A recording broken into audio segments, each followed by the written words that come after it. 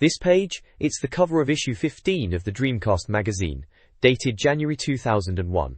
Right there on the cover it's shouting about the first UK review of Tony Hawk's Pro Skater 2, saying, "It's great when you skate, yeah?" Good times. There's also a big mention for Quake 2 iArena, declaring "It's here, it's awesome," which was a proper big deal back then. They're also plugging Phantasy Star Online, Samba de Amigo, and Worms World Party, all solid Dreamcast titles. And look at that, it's got 2 free discs and 4 free complete online games. Those freebies were always a nice touch, weren't they? Classic cover. Takes you back. This month's cover disc features 5 exclusive playable demos: Looney Tunes Space Race, Asteroid Belt Racing with Bugs Bunny and Wile E. Coyote, Super Runabout, San Francisco Vehicle-Based Delivery, Speed Devils Online Racing, Ski Resort Racing, Army Men Sarge's Heroes, Toy Soldier Warfare with mission-based gameplay, and Toy Commander, battling evil toys in a house across 3 levels. Also included are movie previews, Phantasy Star Online, Online RPG, Grandia 2, Monster-Filled Adventure, and Stupid Invaders, Cartoon Adventure. A separate article discusses the abundance of top Dreamcast games available for Christmas, such as Quake 3 Arena and Shenmue, highlighting the player's plentiful options. Lastly, there's a note about what to do if the cover disc is faulty. Planet Ring, a free online Dreamcast title, offered several multiplayer minigames. Saw was a simple flying race, while Splash was a turn-based ship-sinking strategy game. Ball Bubble involved collecting balls and triggering events.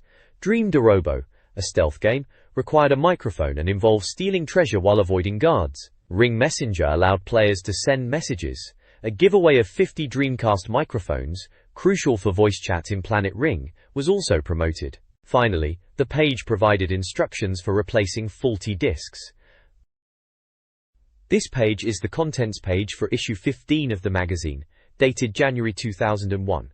It lays out what's inside this edition. Under Features, they've got articles on Vox Pops, Talent, Drinking and Thinking, The Big Debate, and Endgame. In Previews, there are upcoming game looks at Phantasy Star Online, 18-Wheeler American Pro Trucker, Chicken Run, Kiss Psycho Circus, The Nightmare Child, and Disney's 102 Dalmatians, Puppies to the Rescue. For reviews they've got Tony Hawk's Pro Skater 2, Quake 2 iArena, SEGA GT, Samba de Amigo, and Tokyo Highway Challenge 2 under the microscope. MTV Sports, Skateboarding, Worms World Party, Tomb Raider Chronicles, Capcom vs SNK, Mr. Driller, KO the Kangaroo, Disney's Dinosaur, Jeremy McGrath Supercross 2000, Dino Crisis and Moho are also listed under reviews but seemingly not expanded upon as much. The Dreamcast Owner's Guide section covers directory, facts, reader reviews and websites. Hints and Tips section includes Ultimate Fighting Championship,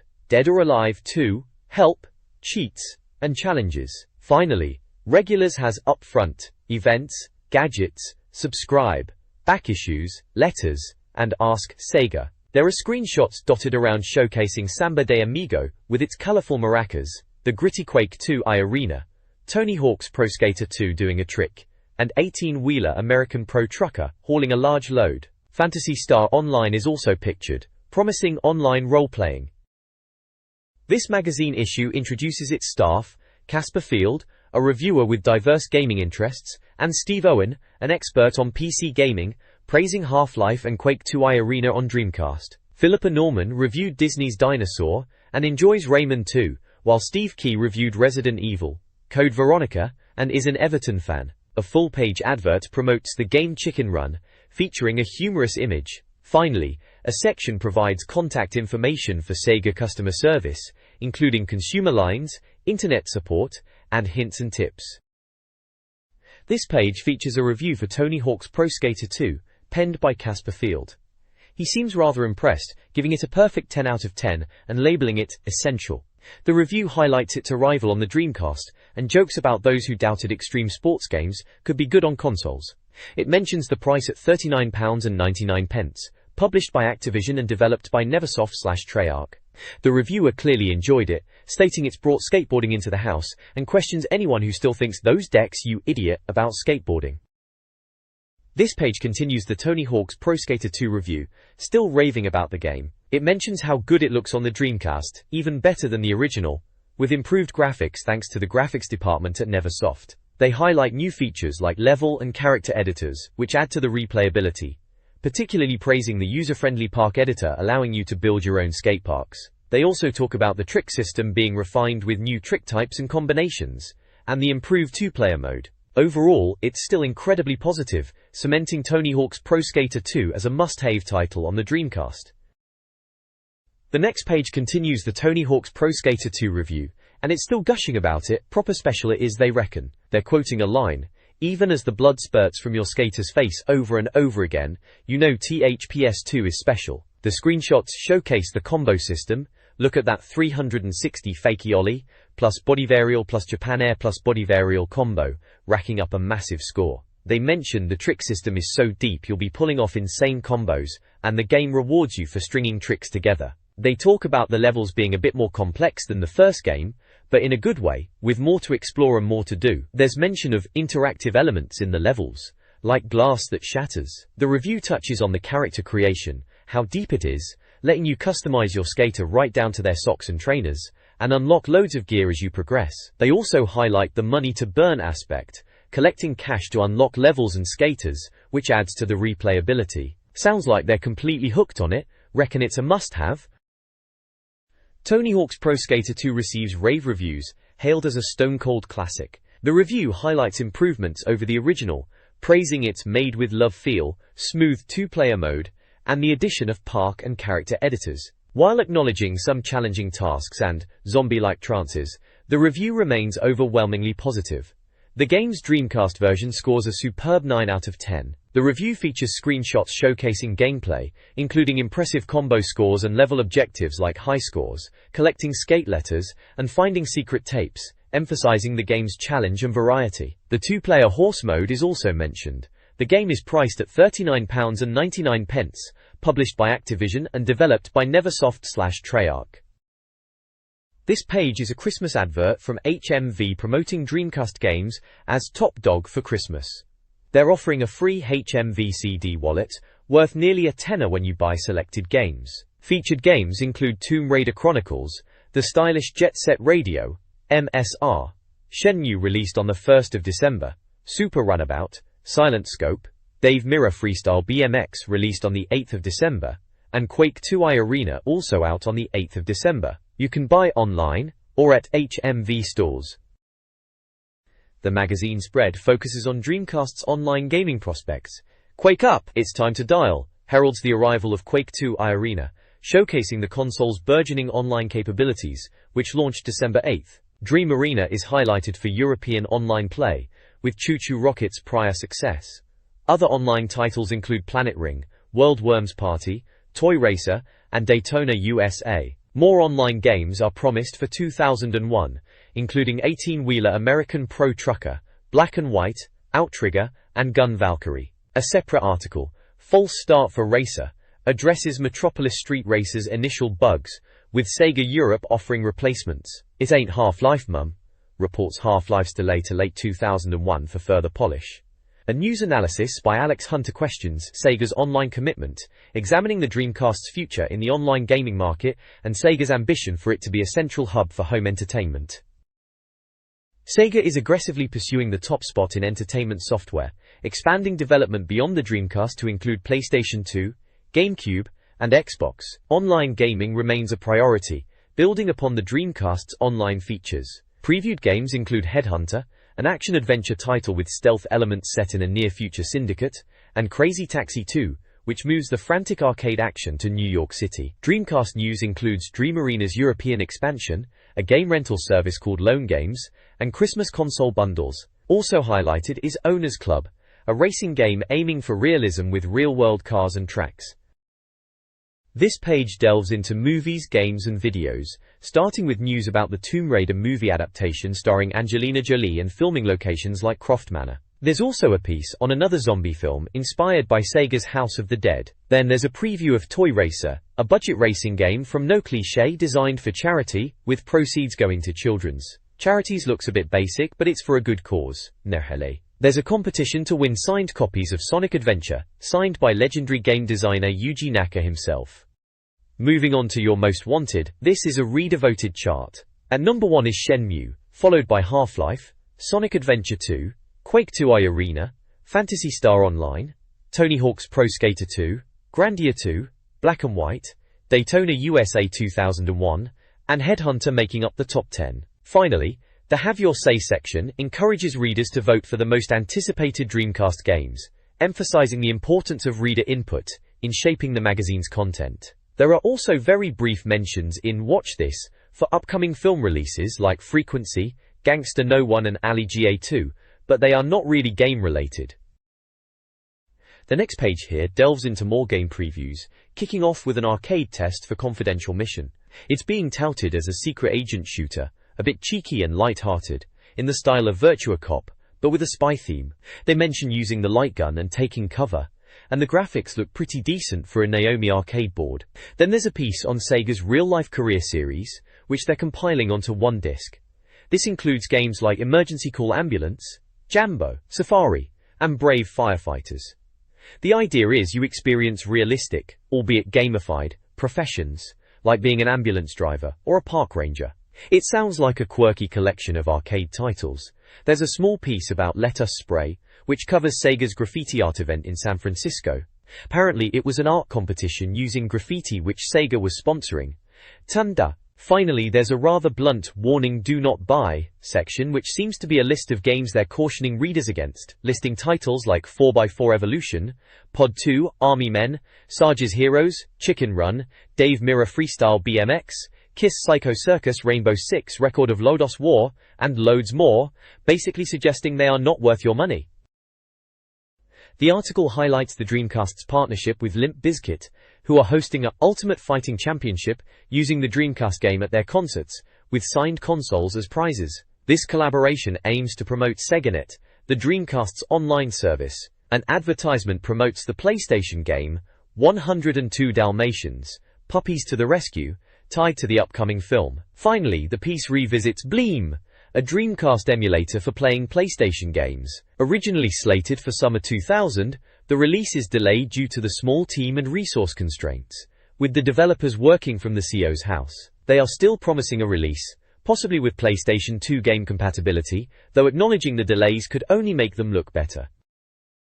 This page highlights popular Dreamcast games, featuring HMV's top 10 and a Chart Track top 20 list.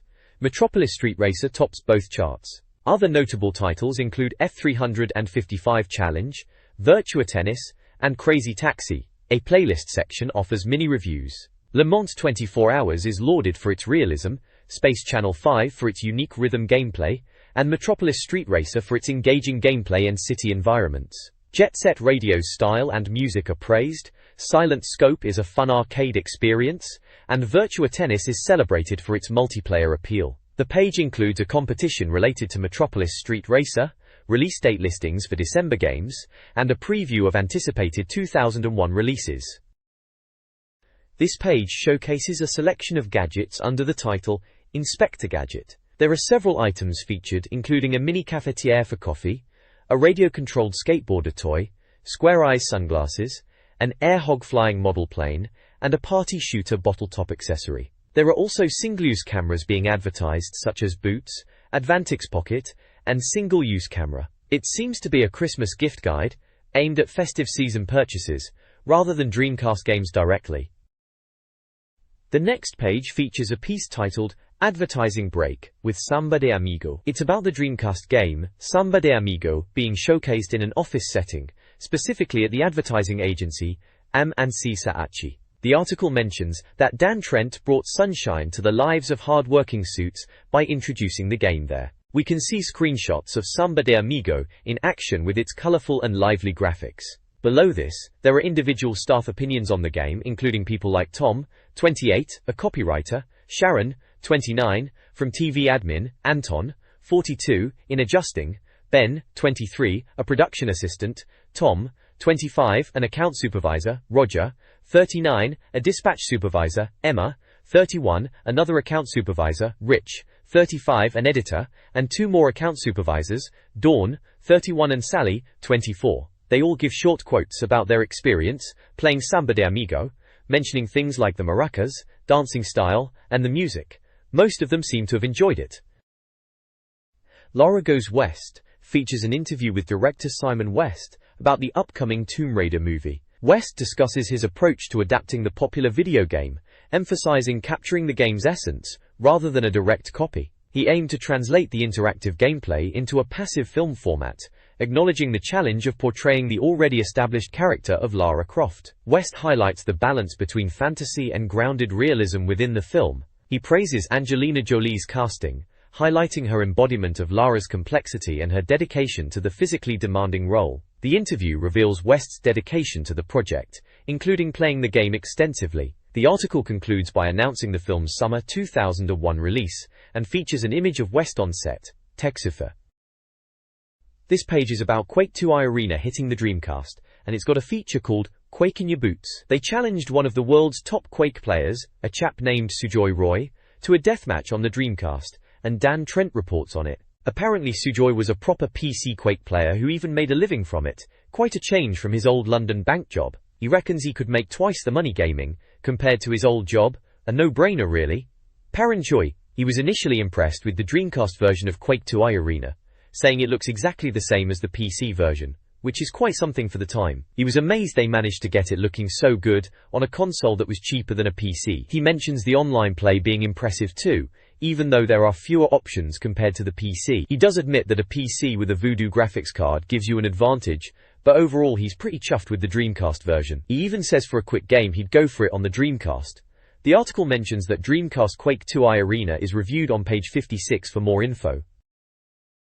The next page is a rather amusing advert for Worms World Party. It's got this bizarre image of what looks like doctors and nurses in an operating theatre, but instead of a patient they're wrestling with this massive cartoonish worm. The headline text is playing on the worm theme, saying something about worm infestation. It's clearly pushing the game as a big deal, with tougher, meaner worms and online gameplay making it an epidemic in the making. Right at the bottom it clearly says Worms World Party, a truly global problem. So it's a bit of a funny, over-the-top way to advertise the Dreamcast version of Worms World Party, making it sound like some kind of worldwide gaming phenomenon. This page is a preview of Phantasy Star Online, which was a highly anticipated game back in the day. It was touted as the Dreamcast's first online role-playing game, quite a big deal at the time. Developed by Sonic Team and published by SEGA, it was due out in January. The article emphasizes player expression and online interaction, with a quote highlighting how it lets people create their own online personas. There are screenshots showing various aspects of the game, from different environments to combat against creatures like the Glass Assassin and Nano Dragon. The screenshots also give gameplay hints, like checking out magician's clothes and keeping a distance from enemies. They talk about the sheer number of character customization options available, boasting about millions of possible characters. A developer named Naka mentions the extensive character creation, allowing players to tweak everything from height to build. It was all about creating a unique online presence and experiencing online gaming together, which felt very forward-thinking for a console game at the time. They really emphasized the online play aspect and creating a community online. This preview of Phantasy Star Online focuses on its online community and action RPG gameplay. The article emphasizes making new friends online through in-game communication and character customization.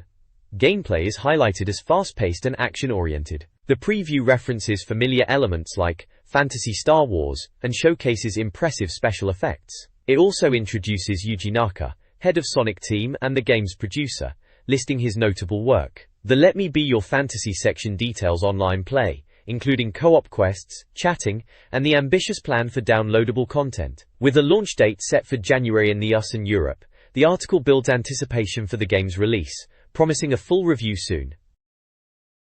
18-Wheeler American Pro Trucker is an arcade-style racing game for the Dreamcast developed by SEGA AM2, promising light-hearted fun. The game focuses on driving large trucks, making profit, and features an arcade vibe similar to Crazy Taxi. Screenshots show rival trucks taking shortcuts, in-cab views with dashboard details, and parking challenges which are emphasized. Due for release in January, the game's main draw is racing big trucks, with features like internet racing and fruity parking challenges. The arcade mode includes bonus seconds for successful parking and a score attack mode. Players race across America, competing in quick races with tight corners. Multiplayer options include split screen and online modes, with features like slipstream towing and air currents to speed up gameplay, and the potential for aggressive competition. This magazine page previews 2 upcoming games. 18-Wheeler American Pro Trucker is an arcade-style racing game, emphasizing over-the-top action, crazy driving, and aggressive tactics, including the ability to ram buildings. The preview highlights its focus on making money, mentions online and split-screen multiplayer, and hints at a more complete online experience in the American release compared to the Japanese version. Chicken Run is a platform game based on the movie. It features easy gameplay, simple objectives like feeding hens, and family-friendly elements. Players control Rocky, Ginger, and other chickens, navigating 3D levels, using cooperative elements with mice, and participating in minigames. The preview suggests it's geared towards a younger audience, with film footage and hidden bonuses adding to the experience. This page features a couple of previews. First up is Kiss Psycho Circus, The Nightmare Child. Now this one's interesting. Using the Quake 2 iArena engine, which is a solid base for a first-person shooter, they're calling it a strange pairing of Kiss with that style of game, but reckon it could be a stroke of genius. Steve Key, of course, is doing the face paint. Looks like you play as one of the Kiss characters, facing off against all sorts of monster horrors. They've got screenshots of clowns shooting lightning and those weird enemies. They mention a good range of weapons, from mutant shotgun butchers to wrist-mounted smart bombs. Classic stuff. Seems they are going for a frantic, brutal action vibe, which with the Kiss license is certainly a bold move. Then there's a preview for 102 Dalmatians, the film's spin-off game. Looks like a colourful, family-friendly affair. Crystal Dynamics and Disney Interactive are behind this one, so you know it's aiming for a younger audience. They're saying it's easy to play, rescuing puppies, lots of minigames and hidden extras. Screenshots show the pups and Cruella de Vil. Pretty standard fare for a movie tie-in really. They reckon it's wholesome and clean fun. Perfect for the kids then. The next page is a rather bold advert promoting the Dreamcast's game library. It's got a striking image crammed with characters from various games, clearly showcasing the diverse range of experiences on offer. You can see that cool cel-shaded fella from Jet Set Radio with his spray can, a tennis player probably from Virtua Tennis showing off some action, and what looks like characters in futuristic armor and fantasy garb, likely from Phantasy Star Online or similar RPGs. There's also a fast-looking sports car which could be Metropolis Street Racer, and some kind of monstrous dragon creature. It's all very dynamic and eye-catching, aiming to grab your attention. The tagline is, "Real games for real gamers," and it boasts about having over 150 games available that Christmas, even mentioning online titles like Quake 2 iArena, highlighting the Dreamcast's online capabilities which were still fairly new at the time. It's a strong statement pushing the Dreamcast as the console for serious gamers, directing people to DreamcastEurope.com for more info. And of course there's the Dreamcast console and controller prominently displayed to remind you what they're selling. A classic bit of Dreamcast marketing really. This page from the official Dreamcast magazine features a subscription advertisement on the left. The right side highlights the reviews section, starting with an enthusiastic review of Quake 2 iArena. The reviewer, Ed Lomas, praises the Dreamcast's performance and the game's fast-paced online multiplayer, considering it a potential system seller. Below, a reviewed this issue box lists various game scores. The scores are varied, ranging from Capcom vs SNK 84 and Dino Crisis 94 to the surprisingly low score of Tony Hawk's Pro Skater 210 and Quake 2 iArena 56. The scores also include games like KO the Kangaroo 88, Mr. Driller 86, and Tomb Raider Chronicles 80. The page concludes with a description of the magazine's rating system, clarifying what each score represents. This full-page review raves about Quake 2 iArena on the Dreamcast, declaring it essential. The review features action screenshots showcasing characters and environments. It highlights the game's accessibility on console, contrasting it with PC gaming frustrations. The review suggests console players can now enjoy the game without the usual hassles of online PC gaming. The reviewer, Steve Owen, celebrates the Dreamcast version's excellence, deeming it a superior conversion and a prize. It compares it favorably to the earlier Doom and Quake games, emphasizing its enjoyment and the ease of play. The review conveys high praise and enthusiasm for Quake 2 iArena on the Dreamcast. This review hails Quake 2 iArena as essential, specifically highlighting its Dreamcast strengths. Action-packed screenshots showcase split-screen, fast gameplay, and weapons like the railgun. Features like health pickups and third-person view contribute to the intense multiplayer experience. A Speak Out section features Mark Hornby, the the game's producer, who praises the single-player and multiplayer, the thrill of online play, and the game's accessible nature. He also shares his appreciation for other Dreamcast games and looks forward to future developments. The review emphasizes the game's pure instinct gameplay, its emphasis on aggressive tactics, and fast respawn times, creating a relentless experience. Finally, He's a character section introduces the 5 playable characters: Patriot, Orb, Hunter, Bones, and Strogo. Each is described, with a brief background and visual style. Bull. This page delves into the online multiplayer experience of Quake II Arena on the Dreamcast. It kicks off by questioning the complexity of getting online, and the dreaded phone bill that came with it back then. The article details how they thoroughly tested the game's online capabilities, confirming there were plenty of servers in Europe, around 700 in fact, which is rather impressive. The screenshots showcase the fast-paced action we all know and love, highlighting weapons like the rocket launcher and lightning gun in tight arena combat. One image caption amusingly points out the effectiveness of bullets marking the walls. There's a quote proclaiming that a small child could probably thrash you if he had a keyboard, really emphasizing the advantage of using a keyboard and mouse setup over the standard Dreamcast controller for this type of game. The piece touches upon the single-player Chums mode for those new to Quake, suggesting it as a starting point before jumping into the online fray. It also emphasizes the importance of mastering the controls, regardless of whether you are using the standard pad or keyboard and mouse, stating that good control is absolutely key to success in Quake II Arena. It concludes by reiterating that despite input methods, skill will ultimately win the day. It's a good look at the online side of Quake II Arena, a real technical achievement for the Dreamcast at the time. Quake II Arena for Dreamcast receives high praise in this review, earning a 9/10 rating. The reviewer is particularly impressed by the game's graphics and technical achievement on the console, calling it everything the action junkie could ask for. The single-player mode serves as a good introduction before players dive into the fast-paced multiplayer action, which emphasizes teamwork. While minor drawbacks include less than ideal controller play and online lag, these are overshadowed by the game's overall quality. The review highlights the game's strengths, including quick split screen, and recommends adapting to the online delay. The verdict is overwhelmingly positive, labeling it a near-perfect conversion of a fabulous game. This page is an advert for Metropolis Street Racer, or MSR as we all called it back in the day. It's got that classic tagline, "It's not how fast you drive, it's how you drive fast," over a shot of a red car speeding through a city at night. It's clearly pushing the Dreamcast version, and highlights the 9/10 review score from the official magazine itself, which of course was this very publication. Developed by Kuju Entertainment, this was a really stylish racing game, all about kudos points for skillful driving rather than just outright speed. SEGA GT, reviewed here, is a Dreamcast racing game that falls short of expectations, according to the reviewer. It's seen as a Gran Turismo clone, failing to match the quality of competitors like 355 Challenge and Metropolis Street Racer. While the game offers various modes, including driver tests, car purchasing, and customization, the review critiques its graphics, noting shortcomings in sound effects and circuit design. An interview with European producer Kat Sato reveals his passion for European cars and his work on SEGA GT and Daytona USA 2001. He anticipates Dreamcast online gaming. FIA, the final verdict rates SEGA GT a 5/10, criticizing its physics and slowdown. The game's positives include earning money and car customization, but overall, it's deemed a late and uninspired imitation of Gran Turismo.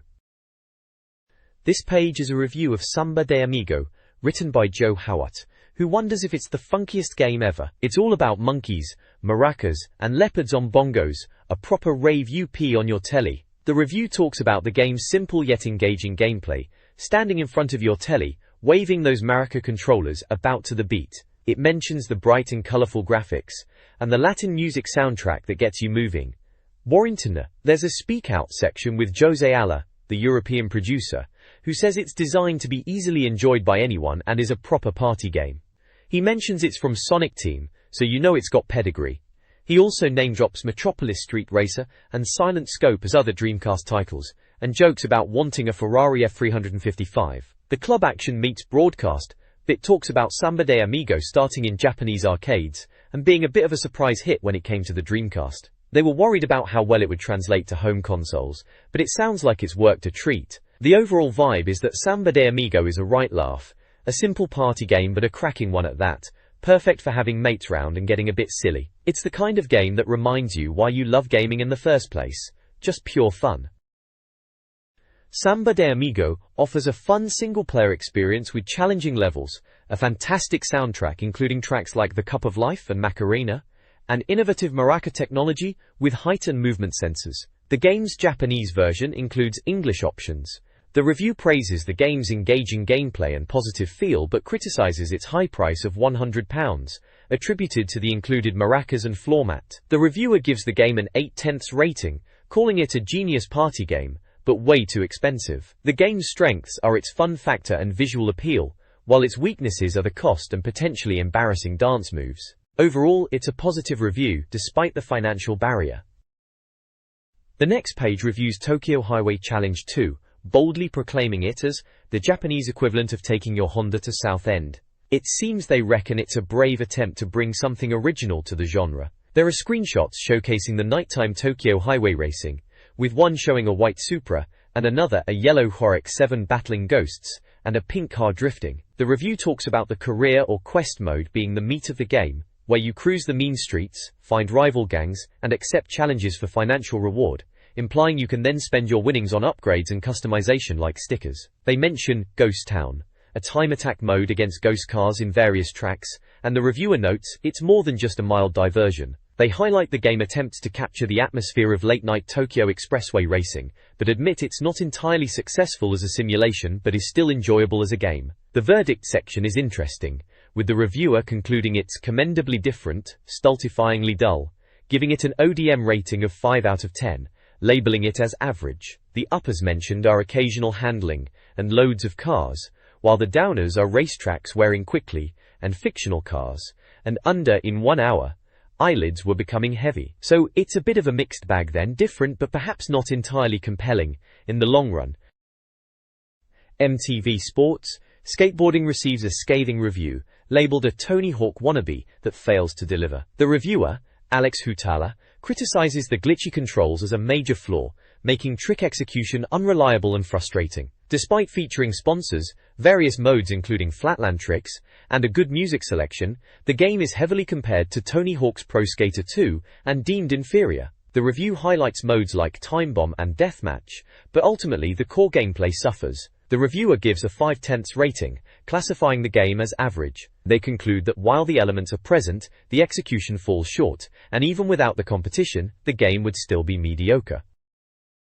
This page is a review of Worms World Party, penned by Richie Shoemaker, and it's a glowing one. He's clearly a fan of the series, saying it's both old and young enjoy, like Werther's Originals, which is a very British way to start a review. He mentions the physics-based gameplay is key, and that mastering it is what it's all about. The page highlights the online multiplayer aspect, saying it's a great place to get into online gaming. There are screenshots showing typical Worms gameplay, with some tips like wind-affecting shots and fuel drums being dangerous. Classic Worms stuff. It also notes the single-player missions are more like puzzles, which is true. They're not just straight battles. There's a walkthrough section for getting online called Phone a Friend, showing the Dreamcast menu screens for setting up online play. It's a reminder of how things were back then, needing step-by-step guides for online gaming. The review concludes that despite some graphical similarities to previous Worms, it's still a top game and a good choice for online play. He even jokes about developers Team 17 still being around years later. Overall, it's a positive look at Worms World Party and its online capabilities on the Dreamcast. This page continues the review of Worms World Party, and it sounds like Richie Shoemaker is still enjoying it, even if he acknowledges it's not a massive leap graphically from previous Worms games. He talks about the online play being a blast and a good entry point for online gaming on the Dreamcast. There's also a verdict box that calls it an online masterpiece, but a poor single-player game, which is a bit harsh on the single-player, but highlights the online focus. The box also gives it an 8 out of 10 rating, so still a solid score. On the right side there's an advert for Pod 2, online racing on Dreamcast, featuring a rather glamorous lady draped over a futuristic car. It's pushing the play anywhere, and with anyone tagline, advertising the online multiplayer, and mentions the game has interactive multi-layered tracks. Below that Pod 2 ad there's a fun calendar section. It looks like someone is marking off their Dreamcast gaming sessions. We can see Race Offline, Huge Online Match, Race Volcano, Online Match and Race All Day, with best lap time scribbled in. It's all very relatable for any Dreamcast Online racer back in the day. It's got that personal touch, like a gamer's actual calendar.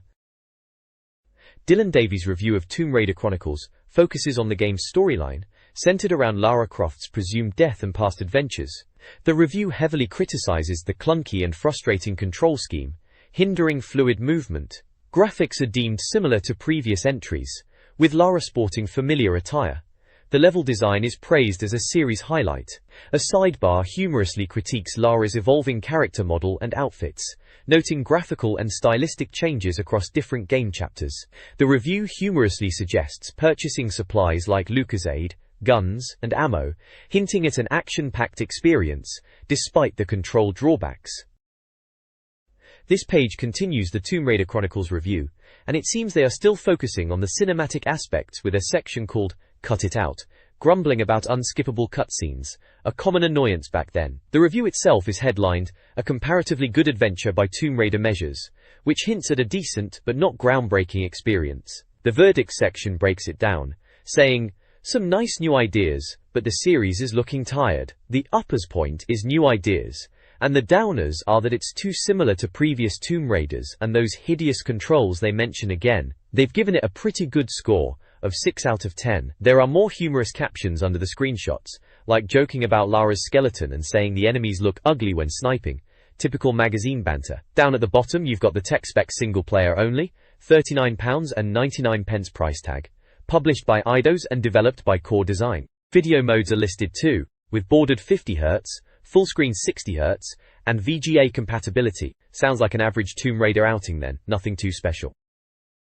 Capcom vs SNK, Millennium Fight 2000 is a highly anticipated fighting game for the Dreamcast, praised for its depth and the innovative groove system offering various fighting styles. The review features an interview with Colin Grant of Capcom Europe, who highlights the vast character roster and addictive gameplay. Grant favours M. Bison in a hypothetical fight and optimistically predicts Liverpool will win the Premiership in 2001. The review highlights the game's visuals, noting character-specific moves and the painting by numbers feature for character customization. The verdict is positive, emphasizing the game's depth and classic characters. The main drawback cited is the less flashy gameplay graphics compared to loading screens, with Third Strike mentioned as a faster loading alternative. Overall, the game scores 8/10 and is priced at £39.99, supporting 2 players with various video modes. The review concludes it's a solid fighter for the Dreamcast. Warrington £9. This page is a review of Mr. Driller, another quality Japanese puzzle game for the Dreamcast. Casperfield digs deep into this back-to-basics title, noting its simple yet deep gameplay. It's described as a game where you drill down through colored blocks, matching colors to clear the way, whilst managing your air supply. Brown blocks deplete air faster, adding a tactical element. The review highlights the game's addictive nature, mentioning the arcade mode which is standard, and the time attack and survival modes which add variety. The graphics are described as simple but effective and colorful, with catchy music enhancing the experience. Peter Jones, the producer from Argonaut Software, is featured in a speak-out section, stating he's addicted to the game and praises its simple yet addictive gameplay. The walkthrough section gives a brief guide to the first few levels, noting the game's structure with 100-meter segments and increasing difficulty with depth, introducing more block colors and faster air depletion as you go deeper. The verdict box calls it a simple and stupidly compelling puzzle game, and awards it a solid 7 out of 10, rating it highly for uppers, like enjoyable visuals, and downers, such as being too addictive. Overall, it's presented as a surprisingly deep and enjoyable puzzle game, perfect for Dreamcast owners looking for a quick and addictive fix. This page features a review for Cow the Kangaroo, describing it as a boxing and jet-skiing marsupial adventure game. The reviewer, Steve Key, mentions it's aimed at younger players but still enjoyable for anyone who appreciates cute characters and colorful worlds. He points out it's easy to pick up and play with simple platforming elements, lava and ice stages, and some vehicle sections. The review notes the game has a slightly slow pace and some frustrating moments due to pinpoint jumps and checkpoint placements. Despite these issues, it's considered enjoyable, especially if you can tolerate the slower pace. The verdict calls it simple and fun, but the pace is too slow, giving it a rating of 6 out of 10, highlighting uppers like the visuals and downers, such as the slow pace and checkpoint issues. There's also a small advert on the right side of the page for Amazon.co.uk, proclaiming they Get the latest games to your door faster than you can hit the Dreamcast controller buttons. It features the Dreamcast logo and an image from Half-Life. This page features a review of Disney's Dinosaur for the Dreamcast. It's described as a 3D action-adventure game based on the Disney film. The review highlights the game's plot, where players control Aladar, tasked with escorting a herd to safety after a meteor strike. The review mentions gameplay mechanics like puzzle solving and platforming, with Aladar using his tail as a weapon. Screenshots showcase various gameplay moments, such as navigating environments, fighting enemies, and solving puzzles. One caption points out the evil glowing bats, and another highlights using nattering to keep baby happy. There's also a screenshot showing the in-game health and item UE die. The review describes the environments as atmospheric and dark, especially in caves. It praises the graphics and prehistoric landscapes, while noting the drive to survive. Plot provides action. It also points out the game requires player to swap control between different characters at times. Tongsi. The verdict section is labeled interesting but long-winded and easy to give up on.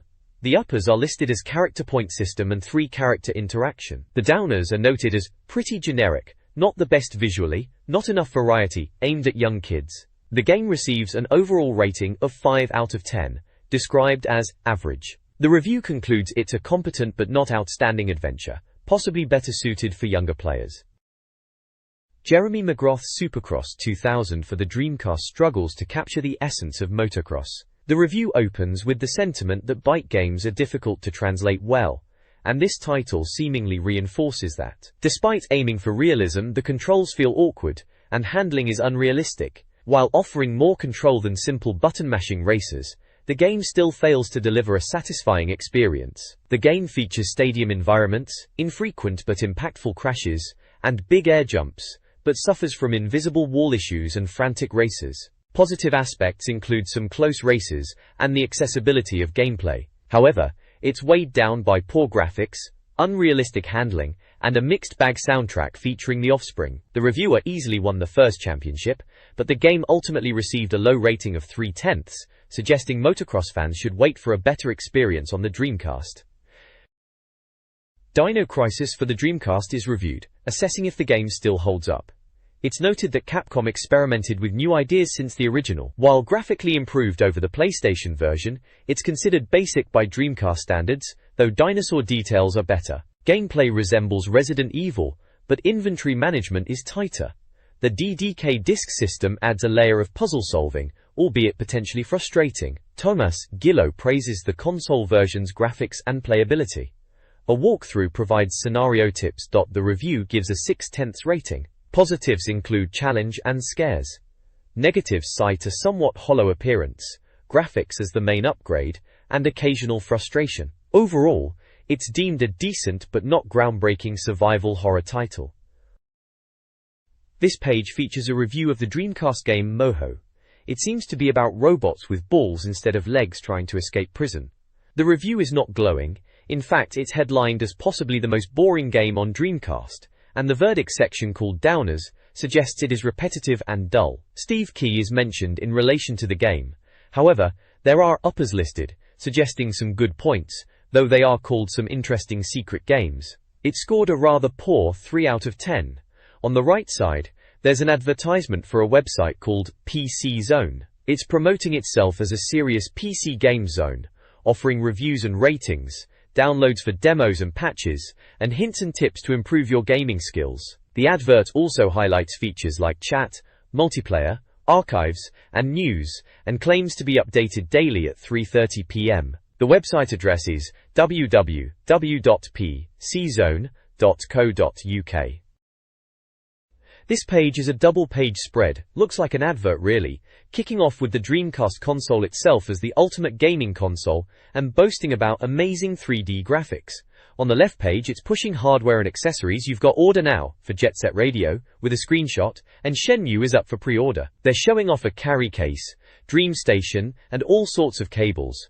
SCART, SVideo, AV. There's also an official arcade controller, standard Dreamcast controller, visual memory unit, jump pack, extender cable, VGA box for better teleconnection, SCART cable, and even an official steering wheel and SEGA Bass fishing rod and controller. Prices are slapped on everything, Over on the right page it's Sales Hotline at the top, and game adverts. Metropolis Street Racer, MSR, is there with a screenshot, and Half-Life is also up for pre-order. Then there's a section about buying presents, pushing gift vouchers and gift boxes. Good idea for Christmas. The rest of the right page is crammed with a massive list of Dreamcast games for sale, with prices. Everything from Aero Wings 2 to Zombie Revenge, a proper catalogue of titles. At the bottom they've got the Dreamcast cheat line details, and an order form. So it's all about selling Dreamcast gear and games really, a proper mail order advert. The next page is a reviews roundup, titled Drinking, and it looks like the Dreamcast Magazine team have taken their reviews to the pub. It's set in the Beerodrome, a beer place in North London, and they are having a discussion about recent Dreamcast releases. The Up for Discussion section highlights 4 games: Shenmue, Jet Set Radio, Ready to Rumble Boxing, Round 2, and Silent Scope. It seems they've been playing these games, and are chatting about them over a pint or two, classic Dreamcast Magazine style. The reviews roundup from the Drinking and Thinking team at the Beerodrome pub reviews 4 Dreamcast games. Shenmue earns a 9/10, praised for its unique RPG experience and groundbreaking real-time world, despite potential pacing issues. Jet Set Radio gets an 8/10 for its cel-shaded visuals and strong gameplay. Silent Scope, an arcade-perfect port, scores a 7/10, lauded for its tense atmosphere and accurate controller aiming. Ready to Rumble Boxing, Round 2 also receives an 8/10, building on the original with improved fighting mechanics and added depth. The reviews highlight the excitement and diverse quality of the Dreamcast library. This page is a guide titled Ultimate Fighting Championship Player Guide. It's part of the Hints and Tips section, offering essential moves and strategies for the Dreamcast game. The guide is aimed at players finding the game tough and features advice from Dan Thornton, who apparently knows all the right moves. It covers the basics of character selection, stick-and-learn approaches, and highlights submission fighters and punches and kicks. It explains using block and counter tactics, performing takedowns, and using forward and backward dashes. The guide then moves into ground fighting, explaining the 3 main positions: mount, guard, and back mount, and their advantages. It details mount position, offense and defense, guard and back mount positions and strategies. It also lists fighters like Pete Williams, Mark Smith, Jeremy Horn, Tank Abbott, Marco Ruiz, Tito Ortiz, and mentions the game features creator fighter and wrestling/wrestler characters, like figure 4 leglock and knee cross-hold moves. The page is illustrated with screenshots of the game in action, showing various fighting stances and ground grappling techniques. This UFC guide focuses on ground game escapes, advising players to use the D-pad to rotate and escape, while also teaching how to counter submissions by anticipating your opponent and hammering buttons. Career mode tips include wisely allocating skill points, prioritizing stamina and endurance, and noting that certain fighters, like Fujiyama, are vulnerable. The guide showcases a fighter profile for Dan Badger, detailing his jiu-jitsu skills and new moves. Extensive move lists are included, organized by fighting stance and position, covering various situations from standing to advanced ground positions. The move lists are very comprehensive. The guide ends with Tito Ortiz mentioning moves for 19 fighters, mainly focusing on basic submission fighters from a demo, which appears to have been very well received. This UFC fight guide emphasizes fighter progression in career mode. It highlights the importance of strategic skill point allocation, particularly for stamina and endurance, and advises choosing a character carefully for advantages. Reaching level 15 before attempting the silver belt in Champion Road, a 12-fight gauntlet ending with Ultiman, is recommended.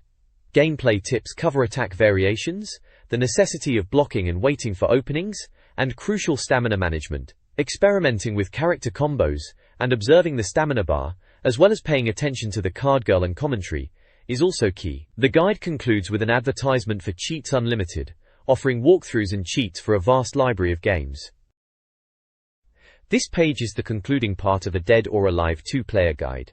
It focuses on 2 characters, Jan Lee and Kasumi. Jan Lee is described as the fastest character, with lightning-fast attacks, but he can be countered due to predictable high attacks. Kasumi is highlighted as a more balanced character, good for mixing up high, low, and critical attacks, though her big-hitting moves are slower. For each character, there's an example combo listed, along with tables detailing their strikes and throws. These tables list move names, commands, levels, and properties, giving players a breakdown of their movesets. Screenshots accompany the text, showing Jan Lee's Dragon Kick and Kasumi's Flame Moon move in action. Essentially, it's a helpful breakdown to get players up to speed with using these characters effectively in Dead or Alive 2. This page continues the Dead or Alive 2 player guide, this time looking at Lei Fang and Leon. Lei Fang is described as a character with some cracking combos, similar to Yan Li, and she's got some palm strikes and body checks in her arsenal too, a decent all-rounder with no real weaknesses apparently. There's an example combo for her, and then the usual tables breaking down her strikes and throws, listing all the move names and commands, properties and whatnot. For those that like to get into the nitty-gritty of it all, we can see a shot of her doing a turn-away body check. Then we move on to Leon, who is described as a grappler, relying on multi-throws to keep his opponent guessing, apparently quite difficult to escape his grasps. Again, there's an example combo, and the strike and throw tables with all the move data. The screenshot for Leon shows him pulling off a rising tomahawk throw. So, another page giving players the lowdown on mastering these characters in Dead or Alive 2.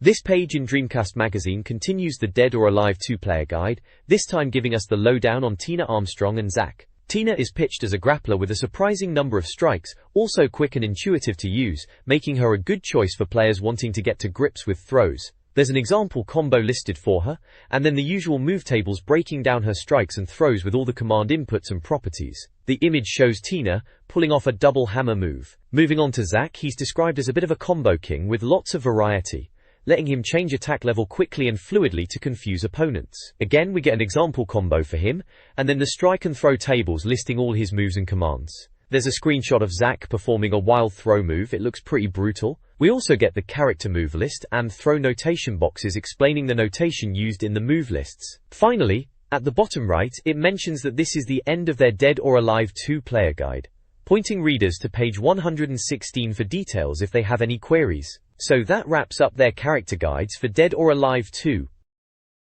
This magazine page offers help and cheats for various games. The Help section provides solutions for players struggling with specific challenges in Rayman 2, Sanctuary of Stone and Fire, Resident Evil Code, Veronica, Mutated Steve, Echo the Dolphin, Down and Down Level, Sonic Adventure, Mystic Ruins Idols, and Fur Fighters, VAB Building Stage. The advice covers timing, techniques, puzzle solutions, and character abilities.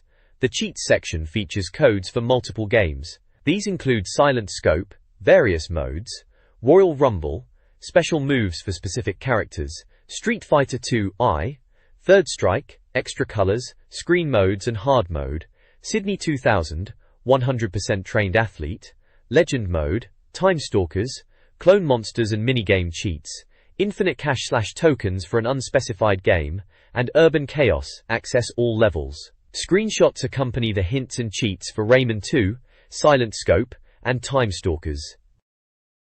This page is all about challenges for Dreamcast gamers, asking readers to immortalize themselves on these very pages by completing challenges in 3 games this month. First up is Silent Scope, Demo. They want you to finish the demo in the fastest time, a challenge for sharpshooters apparently. There's a screenshot of the game in action. Next is Power Stone 2, the challenge is to get the top score in one mode on any character. Described as tricky but rewarding. Another screenshot shows the ranking screen. Lastly, there's Metropolis Street Racer, asking for the fastest lap time at the South Martins North 2 circuit in London in time attack mode. Screenshot of a car driving in the game. Warrow. Below the challenges is the results section, showing the top 10 entries from a previous challenge in October for Wacky Races, Tony Hawk Skateboarding, and Dead or Alive 2. Looks like people sent in their scores for time trials, skateboarding scores, and time attack modes. Winners got a copy of Virtua Tennis. The page also has an advert for Dreamcast Magazine back issues, showing loads of covers from past issues, and an order form to get your hands on them if you missed any. Covers shown include issues featuring games like Resident Evil Code Veronica, Crazy Taxi, Tomb Raider, Rally 2, Half-Life, Metropolis Street Racer and more. This Dreamcast games directory features reviews of various titles. Action-packed racers like Four Wheel Thunder and Dynamite Cop scored highly, with the latter achieving a perfect 10. Several flight sims received mixed reviews, with Aerowings and Deadly Skies scoring lower than their mission-focused sequel Aerowings 2, Airstrike. Fighting games like Dead or Alive 2 also received high marks. Adventure titles like Echo the Dolphin, Defender of the Future, and Evolution proved popular. Other notable titles include the explosive Bangayo, the quirky Blue Stinger, and the arcade favorite Crazy Taxi. Puzzle games like Bust-A-Move 4 and Choo Choo Rocket also earned high praise. Racing games varied in score, with F1 World Grand Prix 2 earning a 7, while the Ferrari Sim F355 Challenge earned an 8. Some games like Buggy Heat and Gauntlet Legends received lower scores for gameplay issues. This Dreamcast games directory offers brief reviews and ratings. Action titles include GTA 2, 8/10, Hidden and Dangerous, 7/10, House of the Dead 2, 9/10, Hydro Thunder, 6/10, and Incoming, 6/10. Sports games feature NBA 2K, 8/10, NBA Showtime, 6/10, NFL Blitz 2007/10, NFL Quarterback Club, 2007/10, and NHL 2K, 7/10. Quirky titles are Pen Pen, 6/10, and Psychic Force 2012, 7/10. Fighting games include Power Stone, 8/10, Power Stone 2, 7/10, Ready 2 Rumble Boxing, 8/10, and JoJo's Bizarre Adventure, 5/10, with no scores given for the Marvel vs. Capcom titles. Adventure and platforming games include Rayman 2, 8/10, Legacy of Kain, Soul Reaver, 7/10, and Maker X, 5/10. Racing games highlighted are Railroad Tycoon 2, likely a low score, Monaco Grand Prix, 6/10, Metropolis Street Racer, 5/10, Le Mans 24 Hours, 6/10, Jet Set Radio, 8/10, and Looney Tunes, Space Race, 4/10. Other titles are Millennium Soldier, 7/10, International Track and Field, 8/10, and Jimmy White's 2, 7/10. AFAQ covers Dreamcast Online play. The Dreamcast directory highlights various games. Fighting games like Soul Calibur and Street Fighter II. Third Strike received perfect scores, while Street Fighter Alpha 3 and Sonic Adventure earned 9/10, showcasing the console's strengths. Resident Evil Code Veronica scored an 8/10, as did Space Channel 5 and Sega Rally 2. Many other titles including Ready 2 Rumble Boxing, Round 2 Revolt, and San Francisco Rush 2049 earned 7/10. The FAQ section addressed common questions about Dreamcast peripherals.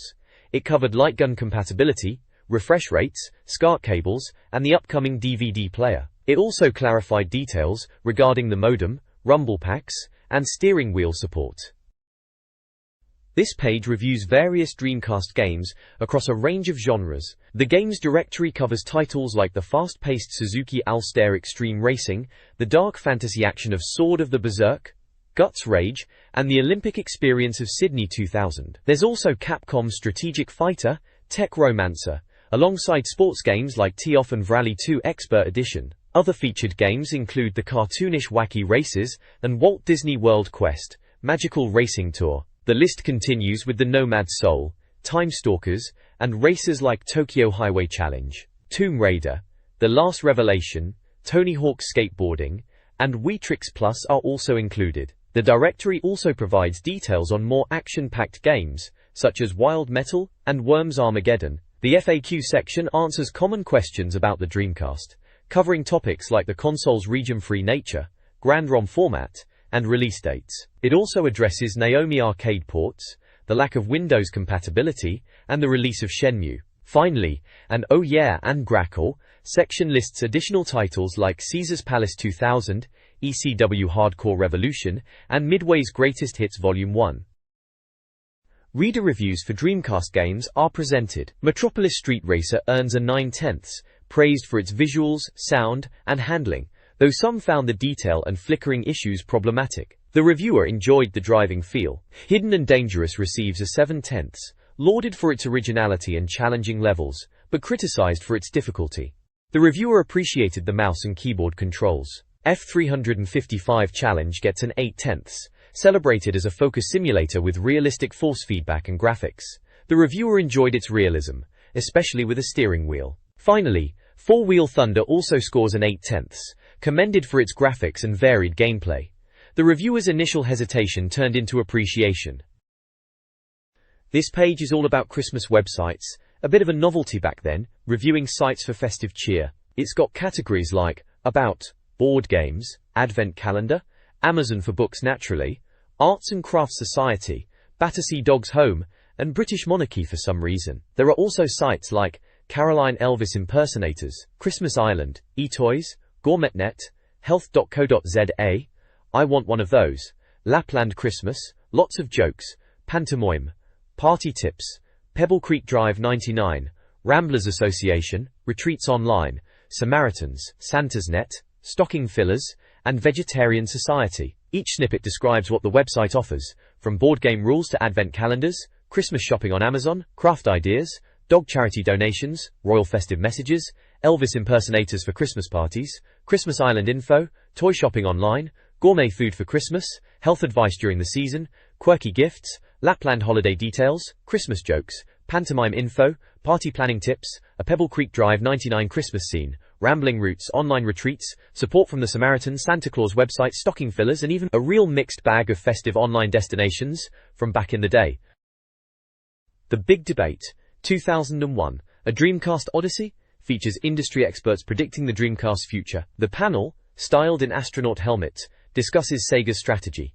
Wayne Hazard wants less shooting games. Steve Hudson desires better football titles, criticizing LEGO Worldwide Soccer. Alan Jones highlights online gaming, while Lawrence Herritt critiques the lack of online player support. Chris Johnson, working on Directs Roll Tournament, advocates for key software and word-of-mouth marketing. Mark Ed Edmonds emphasizes online play and the affordable price of internet access. Discussions touch upon game genres, online capabilities, and marketing. Mentioned games include Time Crisis, House of the Dead 2, Soul Calibur, Resident Evil Code, Veronica, and Metropolis Street Racer. The experts' opinions reflect hopes and expectations for the Dreamcast's success in 2001. This page continues The Big Debate, 2001, A Dreamcast Odyssey, featuring the same industry experts from the previous page. Chris, Wayne, Steve, Mark, Lawrence, and Alan, still in their astronaut helmets. The discussion here really centers on the Dreamcast's online strategy, with Alan Jones stating Sega's ambition to cultivate online relationships and reward registered players with extra content for existing games. The panel addressed concerns about developers potentially leaving the platform and explore improvements for the Dreamcast's online capabilities. They also consider desired peripherals and predictions for the console's position in the market a year from now. The overall discussion emphasizes enhancing the online experience to compete effectively with PlayStation 2 and Nintendo. The next page showcases the magazine's letters section, Mailbox, where readers share their thoughts.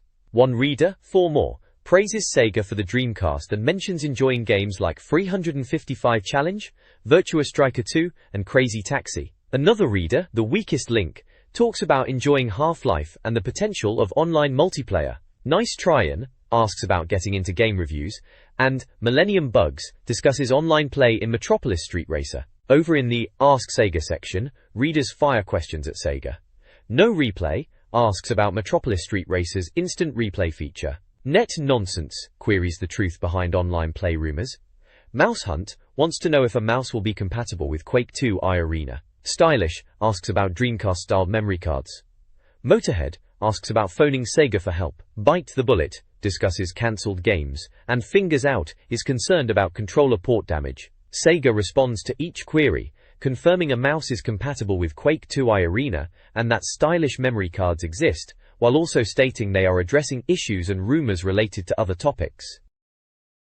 This page is an advert for computershopper.co.uk, billing itself as the only website you'll ever need for computer products. They're boasting 20,000 products and 3,000 reviews, alongside bags of expert advice and all the latest prices, covering everything from computers and printers to software, and, naturally, games. On the left of the page, there's a feature about a lucky bloke named Mike Hallard, an 18-year-old who took a break from babysitting to enter a Sci-Fi Channel's Red Dog competition. Seems he found himself on a plane to the USA after winning the competition, which involved playing Argonaut's Dreamcast game, Red Dog. The prize was a trip to Las Vegas and the Soldier of Fortune convention, where he got to fire all sorts of guns, and even experienced the Stratosphere ride, which sounds a bit dodgy, but apparently was amazing. It's mentioned that this was the first competition he'd ever entered, so beginner's luck, eh? You can find out more about the Sci-Fi Channel over at uk.sci-fi.com if you are that way inclined.